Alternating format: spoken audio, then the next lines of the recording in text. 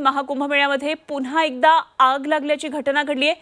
प्रयागराजमधल्या महाकुंभ इथं पुन्हा एकदा आग लागली आहे। सेक्टर यमुनापूरमध्ये ही आग लागल्याची दुर्घटना घडली आहे आणि आगीनंतर भाविकांमध्ये भीतीचं वातावरण आहे।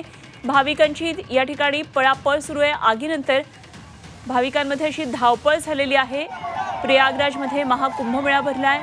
रोज कोट्यवधी भाविक या ठिकाणी येतात आणि स्नानाचा लाभ घेतात आणि अशावेळी पुन्हा एकदा ही आगीची दुर्घटना घडली। याही आधी महाकुंभमेळ्यामध्ये आगीची दुर्घटना घडलेली होती आणि आता पुन्हा एकदा अशीच दुर्घटना महाकुंभमधून समोर येते।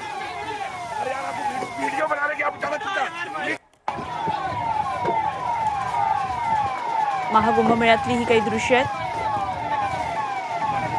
आणि आगीची दुर्घटना या ठिकाणी घडलेली आहे। आग लागलेली आहे। ही आग नेमकी कुठे लागली आहे, यामध्ये काही हानी झालेली आहे का, या सगळ्या संदर्भात आपण आणखी सविस्तर माहिती काही वेळामध्ये आपल्या समोर येणार आहे।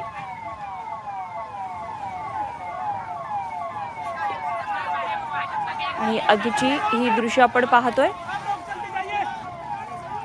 महाकुंभमध्ये पुन्हा एकदा ही आग लागल्याची घटना घेतली आहे। मेला हा जो जिथे महाकुंभमेळा भरलेला आहे,